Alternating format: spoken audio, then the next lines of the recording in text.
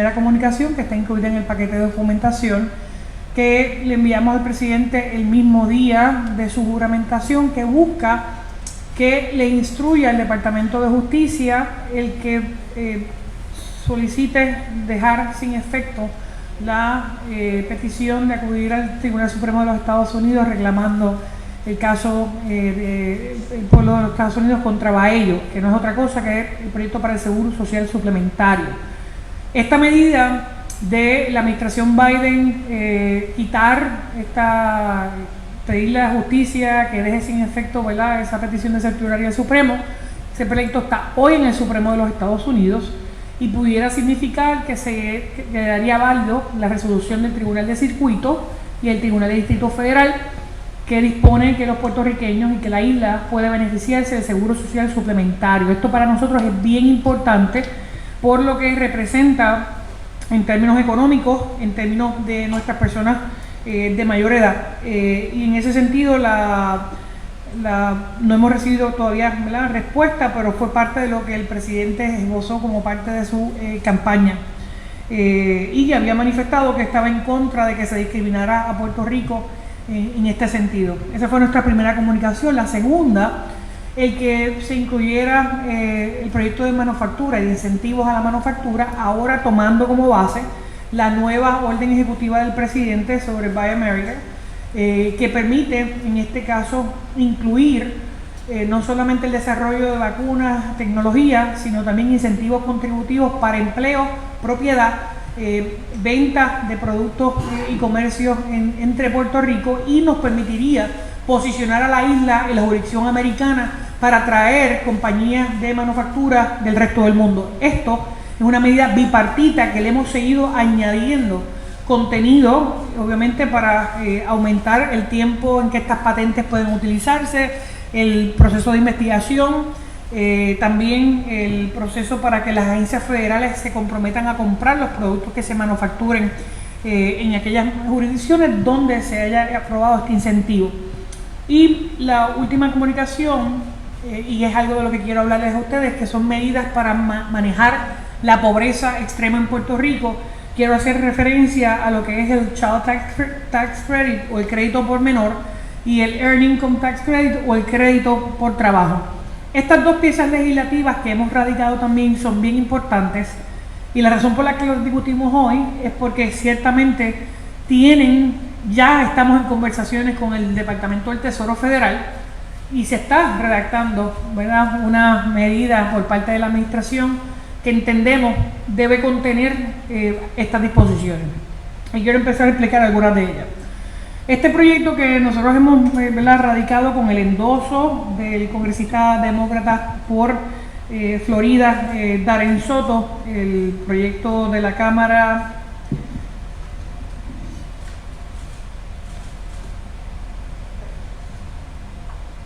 consigo el número ahora, que no lo veo, busca el 105 y 106, específicamente busca extender a Puerto Rico el crédito en las mismas condiciones que se le aplica a los Estados Unidos. ¿Qué hace eso? Hoy en Puerto Rico, si usted tiene una familia de 3 hijos o más, usted sí cualifica para un crédito por menor, pero no cualifica si usted es un matrimonio que tiene un hijo o 2 hijos. ¿Y de cuánto es el crédito que estamos hablando? Primero, esto va a permitir que las familias en Puerto Rico con 1 y 2 hijos puedan reclamar dependientes en su declaración de impuestos y obviamente poder recibir hasta $2,000, ¿verdad?, por cada hijo calificado. Aquí estamos hablando que esto es de gran alivio para muchas familias en Puerto Rico. El gobierno federal les reembolsaría hasta $2,000, que se hace a través del Departamento de Hacienda, pero se hace, y obviamente en la isla cualificarían 355,000 familias y 404,000 niños cualificarían también para esta medida. Estamos hablando de 404,000 hasta $2,000, ¿verdad?, por menor, 355,000 familias. Esto es una medida que le llega el dinero directo al bolsillo a la gente. Esto pudiera tener un impacto de casi $300 millones de dólares al año. Mínimo, obviamente, se hace a base de la solicitud. Esta es una de las medidas que tanto el Instituto de la Juventud ha respaldado en el pasado, y quiero agradecerle a la coalición del sector privado que ha estado respaldando estas medidas que yo he estado radicando desde el 2016. En el pasado Congreso logré que 3 veces se aprobara la medida en la Cámara, en 3 congresos, sin embargo no se había aprobado en el Senado. En el Senado tengo que reconocer la ayuda del senador Marco Rubio y del senador Bob Menéndez. De manera bipartita están respaldando el que esto ocurra. Ahora, con el presidente Biden, yo espero que podamos llevar a feliz término la aprobación para Puerto Rico del Child Tax Credit, que representaría 355,000 familias en Puerto Rico a casi $300 millones. El otro, que es el HR5, que también es otra de las medidas, ¿verdad?, que radicamos, le permite incentivar el trabajo utilizando crédito federal. Cuando yo fui presidenta de la Cámara y Luis Fortuño era gobernador, nosotros aprobamos en la isla una versión local de esto. Obviamente tenía unos topes de $300 a $500, pero la versión federal, este crédito se combina a nivel estatal entre $300 y $8,500 por individuo, lo que significa que en lugar de que las personas no trabajen, porque si trabajan pierden algunas de las ayudas del gobierno federal, lo que hace es desincentivize a la persona porque pierde más de lo que ganaría. Este crédito lo que hace es que le paga, el Estado le premia por trabajar y le da este crédito adicional. Esto ayuda también a que tengas más personas en la base contributiva de Puerto Rico. Esto es un reembolso creado obviamente para erradicar la pobreza, y en ese sentido el impacto de esto es más de 300,000 contribuyentes. Esto estamos tomando los números del 2017 para esto, así que estos números pueden haber cambiado luego de los huracanes, luego de los terremotos y pandemia, pueden haber subido y bajado. Se impactan familias de ingresos moderados y pocos, obviamente. También se benefician los trabajadores que no tienen dependientes, ¿no? Porque una persona puede, si genera muy poco de su trabajo, puede tomar este crédito adicional por trabajar, y esto pudiera significar casi $1,800 millones anuales directamente a la economía de Puerto Rico en las manos de estos contribuyentes. Así que estas 2 medidas son obviamente a nuestro juicio las más importantes. La otra medida que hemos radicado es el HR 537 para hacer extensivo el seguro social suplementario a los residentes de Puerto Rico. Esta fue la comunicación que también le enviamos al presidente Biden, porque recuerden que esto ya hay un pleito que se presentó, se ganó en el distrito, se ganó en el circuito. Yo fui amiga de la Corte en este pleito, ¿verdad?, especificando lo que esto es malo para Puerto Rico, pero aún así, aunque esté en el Supremo Federal y pudiera resolverse en cualquier momento, radicamos legislación. ¿Y qué es el Seguro Social Suplementario? Obviamente es un programa de asistencia federal para ayudar a las personas de 65 años o más a que puedan generar ingresos suficientes para subsistir. Muchas veces vemos esto para las personas que tienen algún tipo de impedimento, y Puerto Rico hoy cualifica solamente para una porción de hasta casi $74 para las personas que tienen, ¿verdad?, que no ven o son sordas. No aplica el 100% del programa.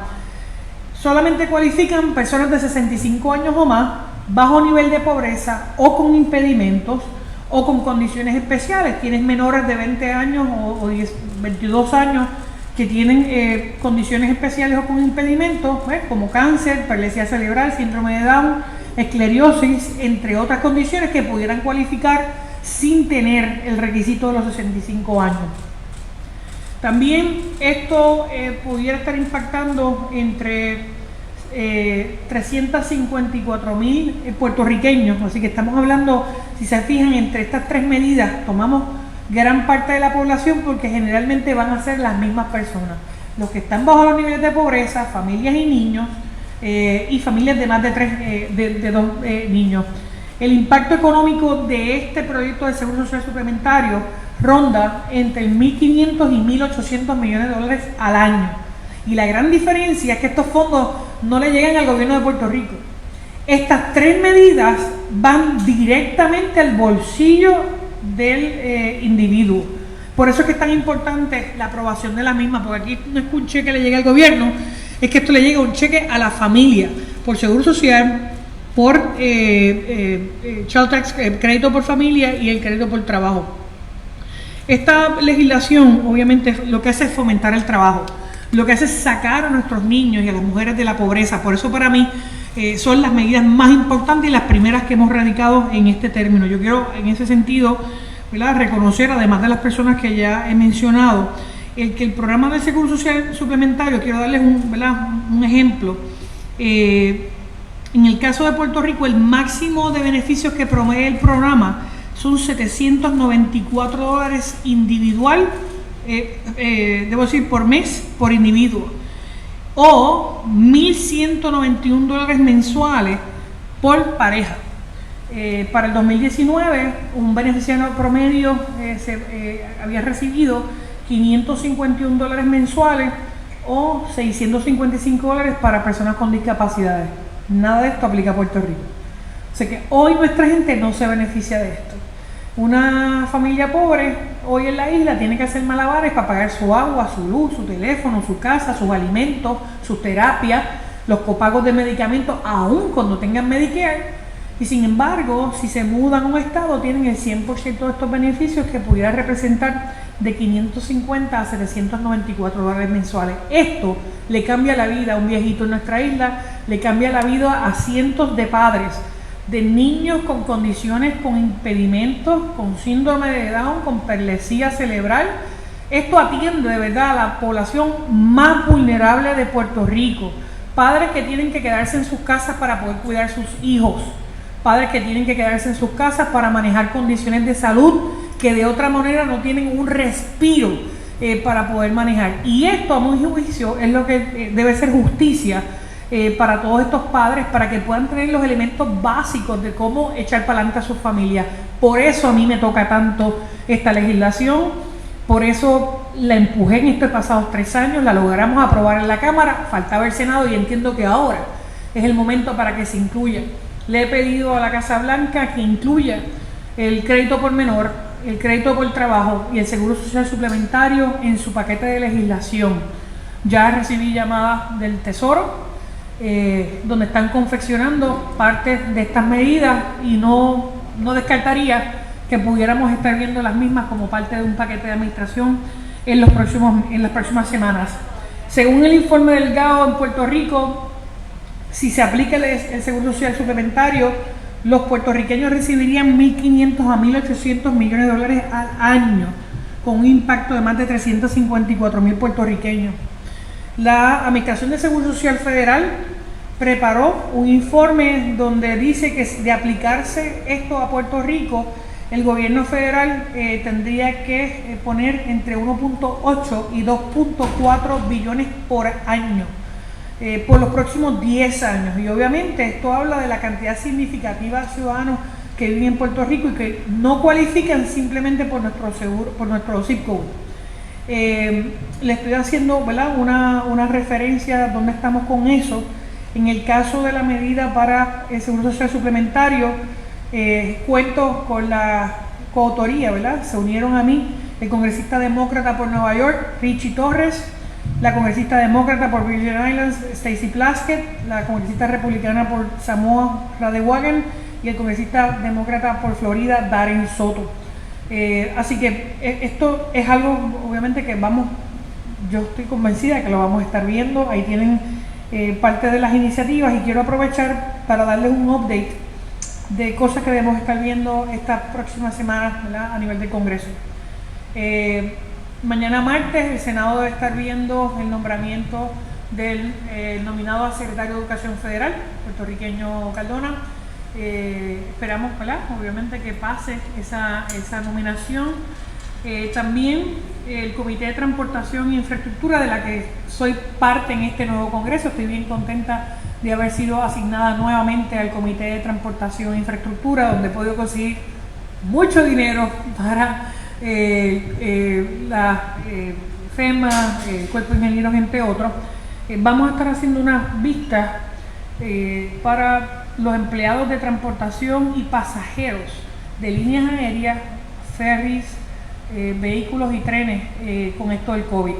así que pudieran haber nuevas reglas de tráfico por la situación del COVID, y esta semana comienzan estas vistas en términos de la seguridad y los próximos pasos a seguir. También 10 senadores republicanos le enviaron una carta al presidente solicitando el que se incluya un nuevo paquete de legislación por COVID. Yo soy parte de un caucus de resolver problemas en el Congreso, que es un caucus bipartita, se llama The Problem Solvers Caucus, que tuvimos una reunión la pasada semana con la Casa Blanca discutiendo ese paquete de ayudas. La Casa Blanca se apresta a someter un proyecto que incluye un nuevo beneficio económico individual, que en este momento estaban hablando de $1,400. Sin embargo, la propuesta de los 10 senadores republicanos es que la misma sea de hasta 1,000 y llegando a 1,600 con el cheque que ya se aprobó. Como parte de este paquete se está hablando de extender el programa del PPP o el Paycheck Protection Program de pequeños y medianos negocios, el programa de desastres también de SBA. Se habla de incluir dinero adicional para las escuelas y educación en línea, para los sistemas de comunicación, Wi-Fi, banda ancha a los pueblos, ¿verdad? También incluye extender los beneficios federales para asistencia nutricional para las familias que están siendo impactadas. Nosotros logramos casi 600 millones en la última aprobación y estamos buscando que se extienda y se aumente. Otra de las cosas que están considerándose en este nuevo paquete son los recursos directos a la ciudadanía en lugar de los estados. Y esto incluye más dinero para vacunación, para research, al igual que equipos de protección para familias dependientes y niños. No se descarta que pudiera haber otro estímulo adicional. Hasta el momento la Casa Blanca no ha enviado un proyecto, pero ya lo tienen, por lo menos lo discutieron, ¿verdad?, con nosotros, así que debemos estar viéndolo, si no está la próxima semana, una posible erradicación en ese sentido. Nosotros, además de eso, estamos viendo cuál va a ser el impacto para Puerto Rico de fondos que ya se aprobaron, que no se han gastado y que logramos extender su vida útil hasta diciembre. Hay una quinta medida que no está aquí, pero que vamos a discutir próximamente, que yo creo que vamos a poder dar buenas noticias, que es un posible cambio del programa de asistencia nutricional NAP a SNAP. Este proyecto lo estamos trabajando directamente con la administración y esto le permitiría a Puerto Rico gozar de beneficios adicionales por nutrición, permitiendo que más personas en Puerto Rico cualifiquen para el programa de nutrición alimentaria. Así que si se fijan, hoy estamos hablando del crédito por trabajo, crédito por menor, seguro social suplementario, al igual que el cambio de asistencia nutricional al programa suplementario de asistencia nutricional. Son 4 medidas y obviamente el proyecto de estímulo, ¿verdad?, que van directamente a la calidad de vida del puertorriqueño. Así que me pongo disponible para preguntas, a menos que Marieli me diga que se me quedó algo. No, usted ha hecho muchas cosas en el mes de enero. Bueno, puedo darles un briefing. Además de las medidas que radicamos en ese sentido, que ya las mencionamos, también radicamos una legislación para conservar los corales a nivel de la costa este de los Estados Unidos, incluido Puerto Rico. También acabamos de radicar ayer un proyecto para evitar el bullying por cuestión de género en las escuelas de toda la nación. Es una medida bipartita que me siento muy privilegiada en haber podido, ¿verdad?, radicar. También fui electa copresidenta del Caucus de la Mujer del Congreso, así que soy la nueva presidenta republicana de esta organización para el Congreso de los Estados Unidos, que es un privilegio grande. Y también, obviamente, estamos buscando aumentar el estudio costero de erosión costera en la isla. Hay, ¿verdad?, otras cosas que están incluidas, pero yo sé que las podemos discutir como parte de las preguntas. Pues entonces, les recuerdo a los periodistas que están en el Zoom, que si tienen alguna pregunta lo pongan en el chat para quitarle el mute, pero comenzamos con preguntas del tema con Canal 6. Saludos, buenas tardes. Comisionada, dos preguntitas, específicamente sobre el paquete de ayuda. Me llama la atención que aunque hay una recomendación o un proceso de gestión por $1,400, usted indica que la propuesta por las 10 congresistas, incluyéndola, es por una cantidad menor. ¿Esto es para que sea más viable o es porque es la propuesta de ustedes cuando la reacción de la gente sería, bueno, pero ¿por qué no los 1,400 en vez de los 1,000 sumado a los 600? Recuerden que ya la versión de 1,400 se aprobó en la Cámara, ¿verdad? Para llegar hasta 2,000, así que estaba pendiente al Senado. Esto es, yo les hice referencia a una propuesta que se supone 10 senadores republicanos le enviaron al presidente y tenían una reunión hoy para discutir eso. El caucus del que yo soy parte, que es un caucus bipartita, está discutiendo el que se haga $1,000, los $1,400 y que se incluyan $2,000 por dependiente mayor o menor. O sea que no necesariamente, siempre cualificaba solamente el menor, pero no dependientes mayores. Aquí se está hablando de que los dependientes puedan ser cuantificados, así sean seniors o sean jóvenes. Esto no se ha aprobado todavía. Así que yo les hablé de las propuestas de los 10 senadores hoy, pero la administración, por lo menos en las discusiones que hemos tenido, ¿verdad?, con este caucus la semana pasada con personal de la Casa Blanca, se está hablando de aprobar la versión de la Cámara que no fue refrendada en diciembre. Cuando hemos tenido la oportunidad de viajar allá a Washington, nos hemos percatado, y usted aquí lo reafirma en su alocución de hoy y en el comunicado, donde tanto demócratas como republicanos respaldan muchas de las propuestas que usted presenta.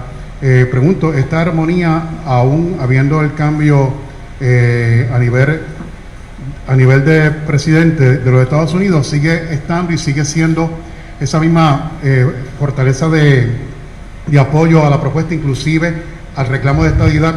Mira, lo primero es que mientras yo no tenga 2 senadores por Puerto Rico y no tengamos 4 congresistas con derecho al voto, yo siempre voy a radicar mis medidas de manera bipartita. Es lo que he hecho en el Congreso en los pasados 4 años, por eso hemos logrado más de 130 billones de dólares para la isla, buscando el trabajo bipartita. Así que hay ya un respeto, hay unos lazos de trabajo y coordinación, y por eso todas mis medidas están radicadas siempre bipartitamente, tanto en el Congreso pasado como en esta. Ya hemos adelantado muchas, hay algunas que son propuestas que los demócratas han favorecido en el pasado y que yo espero que ahora, ¿verdad?, las podamos llevar a final término. Yo voy a seguir trabajando de la mano con todo aquel que quiera ayudar a Puerto Rico. A mí no me importa si es republicano o demócrata, lo hemos estado haciendo. Y estas 4 medidas que les hablé son obviamente, a mi juicio, las más importantes en términos de desarrollo económico y pobreza, de calidad humana, y obviamente es muy distinto, ¿verdad?, el resto de los programas que vendrían. Todas estas medidas, si fuéramos un Estado, vendrían automáticas. Hasta que no seamos un Estado no tenemos salvaguarda de que esto va a aplicar. Por eso estamos radicándolas y discutiéndolas con las delegaciones. Y en cuanto a planteamiento de la estadidad, pregunto, el mismo apoyo, la misma representación, el respaldo sigue siendo tan fortalecido como el que se representa para los programas, ¿no?, y para las propuestas que usted ha hecho. Nosotros vamos a estar radicando una nueva medida de estatus, ¿verdad?, en las próximas semanas. Ya estamos en el proceso de buscar esas coauspiciadores republicanos y demócratas, y no tengo duda, yo creo que estamos en el mejor momento en la historia de Puerto Rico para empujar el que Puerto Rico se convierta en un estado de la nación americana. El resultado electoral del plebiscito de noviembre, donde una mayoría absoluta del pueblo de Puerto Rico votó a favor de la estadidad, es el mejor motor para hacer que esto pase. Y siempre vas a tener personas en contra y siempre vas a tener personas a favor. Lo que en esta ocasión es distinto es que hay un mandato, la gente lo entiende, los legisladores y los congresistas lo entienden, y no se justifica tener más discriminación contra los ciudadanos americanos que viven en Puerto Rico. Yo voy a luchar contra todo aquel que quiera seguir discriminando con Puerto Rico, y lamento muchísimo que hayan personas que no respeten la voluntad del voto. Si uno, de la misma manera que la gente, que hay que respetar el voto de aquellos que fueron electos en esta pasada elección, tienes que respetar el voto de los puertorriqueños. Y te voy a dar un mejor ejemplo. La diferencia entre Biden y Trump fue menos de 1%, 2%. La diferencia entre los senadores nuevos de Georgia, mínima también. La diferencia entre el voto por la estadía de Puerto Rico fue un 53 a un 47%, casi un 6%. Así que el voto por la estadidad es igual o más válido que cualquiera de las votaciones anteriores para escoger el presidente de la nación o senadores o congresistas. Así que uno no puede escoger a qué voto le doy preferencia y a qué otro voto no le doy preferencia. Yo creo que ya este es el momento. Y mientras se discute la estadía para Washington D.C., ¿por qué no la estadía para Puerto Rico? Buenas tardes, comisionada. Precisamente sobre el tema de la estadidad quería conocer su opinión sobre la intención de la Cámara, de la mayoría, de derrotar la consulta del 16 de mayo que busca precisamente impulsar la estadidad en la capital federal. ¿Usted cree que va a tener éxito esta intención de ellos de derogarlo? ¿Y qué opina sobre los cuestionamientos que han surgido de que se impulse esta consulta en momentos en que el país tiene otras necesidades importantes, como educación, salud, seguridad? Yo creo que las necesidades de la isla ocurren precisamente por el trato desigual. Mientras Puerto Rico no tenga trato igualitario en todos estos programas federales, la desigualdad sigue aumentando, la brecha de la pobreza en Puerto Rico. Por eso la estadía no es otra cosa que igualdad en salud, y yo les acabo de mostrar algunos de esos programas en los que no somos iguales, en los que si fuéramos un estado automáticamente tendríamos estas cosas de las que yo estoy hablando aquí y pudiera la delegación de Puerto Rico encargarse y empujar otro tipo de legislación. Así que yo creo que siempre la igualdad va a ir primero, y la estadidad lo que hace es literalmente ponerle recursos a la gente en las manos para sacarlos de la pobreza. Así que yo lamento, ¿verdad?, aquellos que solamente quieren un cantito de la estadidad. Bueno, yo quiero esto, pero no quiero lo otro. Esto, ¿verdad? Uno cuando se compra un traje, el traje viene completo. Y yo creo que estamos en el momento para hacerlo. Sobre la consulta, ese es un asunto que el gobernador debe discutir con la Asamblea Legislativa en términos de cuál va a ser, ¿verdad?, la política pública, pero de la misma manera que tú tienes un nuevo liderato legislativo en la Cámara y Senado, ese mismo electorado le envió un mensaje de estadidad. Así que el mandato de estadidad es tan poderoso como los miembros que fueron electos. Uno no puede sustituir al otro. La estadidad sacó más votos que cualquier legislador en Puerto Rico. La estadidad sacó más votos que cualquier partido político en Puerto Rico. La estadidad sacó más votos que yo, que el gobernador. Así que si algo tiene esta elección, es que la estadidad está por encima del PNP, por encima de los partidos, y tanto Cámara y Senado deben respetar ese mandato del pueblo. Hacer lo contrario sería empezar en una lucha intestina, cuando las prioridades precisamente las estipuló el pueblo en esa elección. Sobre si vale o no vale, si hay que escoger, si hay que ir a una elección, si se van a asignar los fondos, yo espero que el gobernador pueda reunirse, ¿verdad?, con su gabinete, determinar ¿verdad?, cuál va a ser el destino de esta legislación que se aprobó en diciembre. Yo estoy enfocada en hacer lo que tengo que hacer en la capital federal, porque la ley de relaciones federales me señala a mí como la única representante del gobierno de Puerto Rico ante el Congreso y ante las agencias federales. Así que yo tengo una función muy distinta, ¿verdad?, a la que cualquier legislación estatal empuje. Es sobre la pregunta del paquete de estímulo de 1.400, ¿cuánto podría tardar esto? ¿Cuándo podríamos ver? Bueno, vimos que... ¿Qué usted prevé que pueda pasar si va a...? Yo creo que se va a aprobar, ¿verdad? 1.400. Yo creo que se va a aprobar, ya la Cámara la había aprobado una vez, así que faltaba el Senado. ¿Cuánto va a tardar el paquete anterior? Duró 6 meses, ¿verdad? Estuvieron 6 meses en el making of. Yo creo que en esta, la Cámara ya había aprobado 1.400, el Senado no lo vio a tiempo. Yo creo que debemos estar hablando en las próximas 2 semanas. Saludos, comisionada. Tengo 2 preguntas. Primero, usted mencionó que en los pasados 3 años ha estado empujando en Cámara y Senado para que el programa de SSI llegara a Puerto Rico, que en la Cámara se aprobó y en el Senado no, SSI no, Child Tax Credit. Ya. El SSI acudimos al Tribunal Federal como amiga de la Corte en el caso de Ramos de Baello. Perfecto. Comisionada, y mencionó que entonces piensa que esta vez sí el Senado lo aprobará. ¿Por qué piensa que esta vez cambiarían de opinión? Porque en el Senado nosotros teníamos respaldo bipartita, republicano Marco Rubio, demócrata Bob Menéndez. Al haber un cambio en la composición del Senado, y esto ser parte de las cosas que el presidente Biden habló como parte de su campaña, yo espero que ahora se refrende, ¿verdad? Se valide esto que ya la Cámara había aprobado en 3 ocasiones, que nosotros estamos volviendo a empujar, y que, como te dije, el Tesoro ha tenido comunicaciones con mi oficina ya para el contenido de esta medida, así que yo creo que esto es algo que debemos estar viendo en las próximas semanas. Ahora vamos aquí con Ruth Tellado, si le pueden quitar el mute. Ya, lo pusiste de nuevo.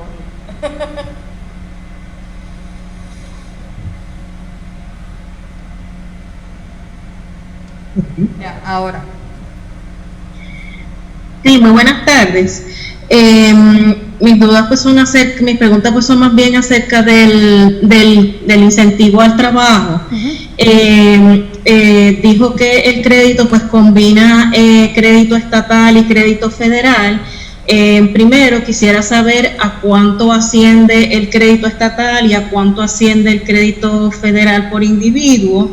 Y segundo, estos ambos créditos para personas, esto aplicaría para personas en qué rango de ingreso. Eso va a depender, obviamente, de cómo se maneja aquí. En el pasado, cuando fuimos, ¿verdad? Estuvimos aquí en la Cámara, el gobernador Fortuño había aprobado, y nosotros en la Asamblea Legislativa habíamos aprobado este beneficio por fases, ¿verdad? Porque esto conlleva un costo, así que esas fases van a requerir una posiblemente reforma contributiva para estipular cuáles van a ser lo que ellos llaman los brackets contributivos sobre los cuales van a empezar a dar el incentivo. En el caso de el Earned Income Tax Credit, obviamente por eso es que se habla de que esos créditos combinados van a variar de 300 hasta 8.500.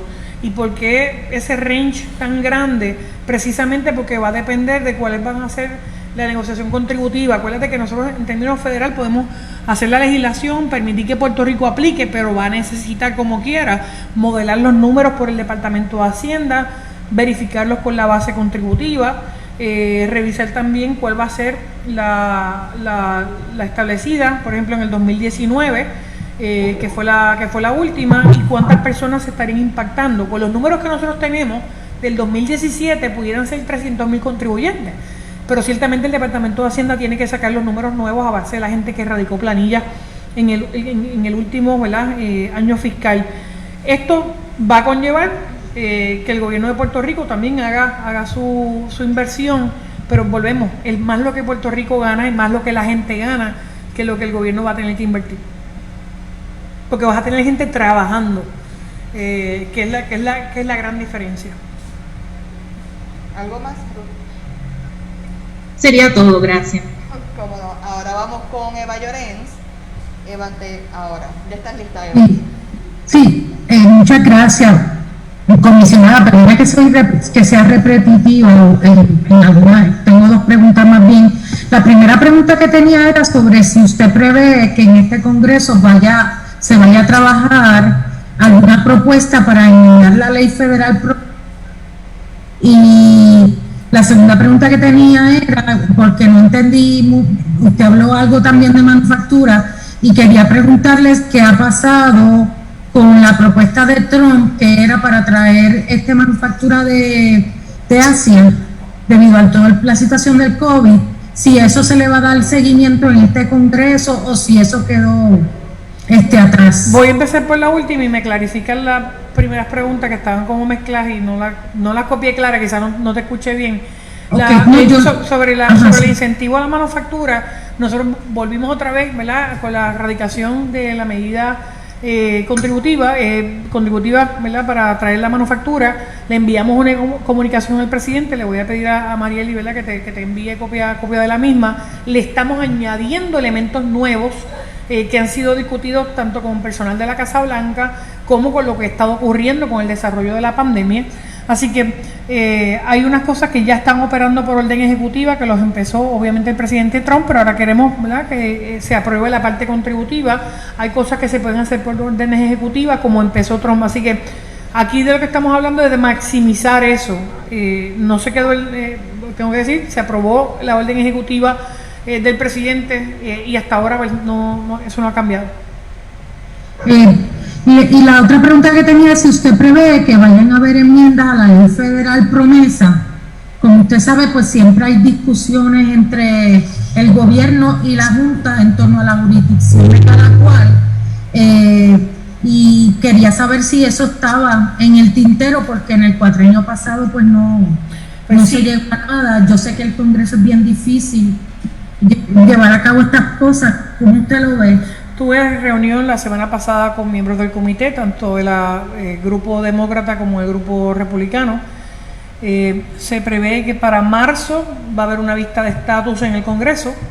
También para el mes de marzo debe haber discusión sobre posibles enmiendas a promesa.